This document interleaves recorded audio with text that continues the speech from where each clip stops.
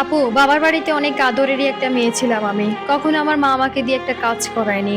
কখনো আমার বাবা আমাকে একটা কাজ করতেও বলেনি। সবসময় আমার বাবা মা বলেছে একটাই কথা, দেখ মা, তুই সুখে শান্তিতে থাকবি, এটাই আমরা চাই। তোকে দিয়ে আমরা কোনো কাজ করাতে চাই না।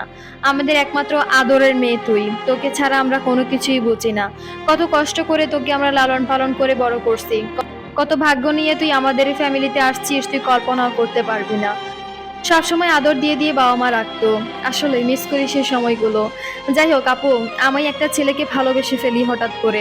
ভালোবেসে ফেলার পর আমার বাবা মা আমাকে একটা কথাই বলে, দেখ মা, ওই সংসারে যাওয়ার পর তোর অনেক কাজকর্ম করতে হবে, অনেক কিছুই করতে হবে, তোকে আমরা দেখে শুনে বিয়ে দিব, তুই প্লিজ পাগলামি করিস না। তার পরবর্তীতে মাকে একটা কথাই বলছি, মা, আমি ওকে ভালোবাসছি, ওকে ছাড়া আমি থাকতে পারবো না। মা বলতেছে, ওকে ফাইন, তোর যেটা ভালো লাগে তুই সেটাই কর, তবে মা, বিয়ের পর কখনো আমাদেরকে তোর কষ্টের কথাগুলো বলতে আসিস না, আমরা অনেক কষ্ট পাবো। তারপর আর মাকে কখনো কোনোদিন আমার কষ্টের কথা বললামই না। আমি আমার ভালোবাসার মানুষটার সাথে বিয়ে করলাম। বিয়ে করার পর আমি শ্বশুরবাড়িতে আসলাম। শ্বশুরবাড়িতে আসার পর পরদিনই আমাকে সবাই বলতেছে ঘর ঝাড়ু দিতে, কাজকর্ম করতে। এগুলো শোনার পর, দেখার পর, করার পর আমার অনেক কষ্ট লাগতেছে। আমার শুধু কান্না আসতেছে আর বলতেছি, মা, তোমাদেরকে অনেক মিস করতেছি, কিন্তু আমি হাজার কষ্ট করলেও তোমাদেরকে বলবো না। যাই হোক, কষ্ট করতেছি, সংসার জীবনে অনেক কষ্ট করে নিজের জীবনটা নিয়ে যাচ্ছি।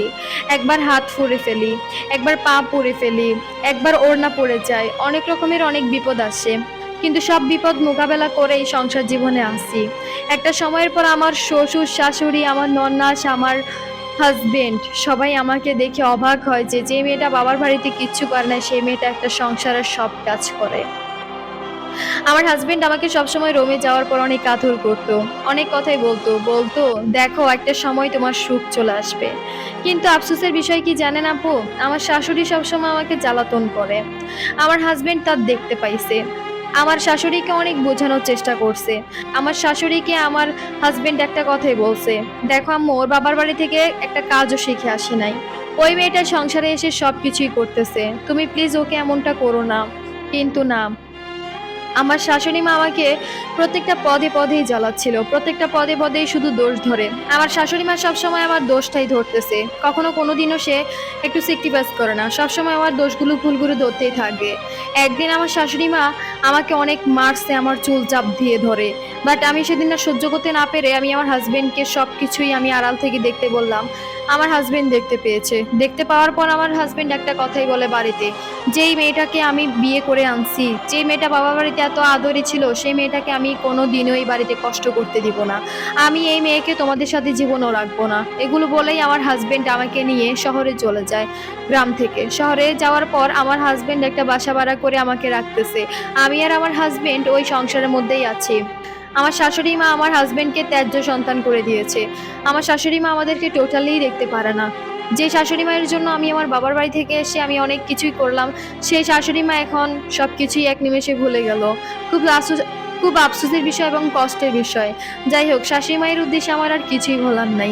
শাশুড়ি মা তো ত্যায্য সন্তানই করে দিয়েছে। যাই হোক, আমি শহরে আসছি প্রায় আজকে 5 মাস। 5 মাসের মধ্যে আমি প্রেগনেন্ট হয়েছি প্রায় আজকে 2 মাস। খাইতে পারে না, কিছু করতে পারে না। আমার হাজবেন্ড আমাকে সব কাজ করে দেয়। আমি আমার হাজবেন্ডের দিকে তাকিয়ে একটা বড় নিঃশ্বাস নিয়ে ভাবি, আমার হাজবেন্ড না থাকলে আমার এই জীবনে কি হতো। আসলেই আমি ভুল ডিসিশন নেই নাই, আমি সঠিক একটা ডিসিশন নিয়ে আমি আমার ভালোবাসার মানুষটাকে নিয়ে আছি এখন। আমার মা আমাকে কল করলে আমি একটা কথাই বলি, মা, আমি অনেক সুখে আছি আলহামদুলিল্লাহ। আমার জন্য তোমরা দোয়া করো শুধুমাত্র। তোমাদের জামাই অনেক ভালো, আমার সব যত্ন নেয়। এবং কি আলহামদুলিল্লাহ, আমার হাজবেন্ড আমাকে নিয়ে বেশ ভালোই আছে। এই হলো আমার জীবনের ছোট্ট একটা স্টোরি আপু। তবে শ্বশুরবাড়িতে অনেক জ্বলছি, অনেক কথা শুনছি, অনেক কিছু হয়েছে। সবসময় কাজকর্ম করতাম দেখে আমি বাচ্চাটুকু পেটে নিতে পারি নাই। আমার পেটে বাচ্চা আসলেই কাজকর্মের কারণে আমার বাচ্চাটা নষ্ট হয়ে যেত। বাট এখন যখন আমি সুখের ঠিকানায় আসলাম, এখন আমি অবশেষে প্রেগনেন্টও হলাম, বাচ্চাও টিকলো, সবকিছুই হচ্ছে। আপু, তোমাকে একটা রিকোয়েস্ট করবো, আমার জীবনের স্টোরিটা যাতে তুমি টাইমলাইনে তুলে ধরো, এবং প্রত্যেকটা মেয়েদেরকে একটা কথাই বলবো, ভালোবাসা মানুষটাকে বুঝে শুনে বিয়ে করো। হয়তোবা আমার মতো এরকম সুখেই থাকতে পারবা ভালোবাসা মানুষটাকে বিয়ে করলে। আপু, তোমাকে একটা কথা বলি, সব ছেলেরা এক হয় না, সব মেয়েরা এক হয় না। তুমি হয়তোবা একটা রিয়েল লাভ পেয়েছো, একটা রিয়েল মানুষ পেয়েছো, কিন্তু সবার কপালে এমন জুটে না।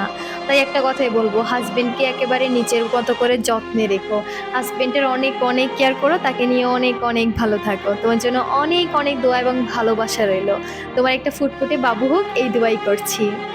ভালো থাকো, আল্লাহ হাফেজ।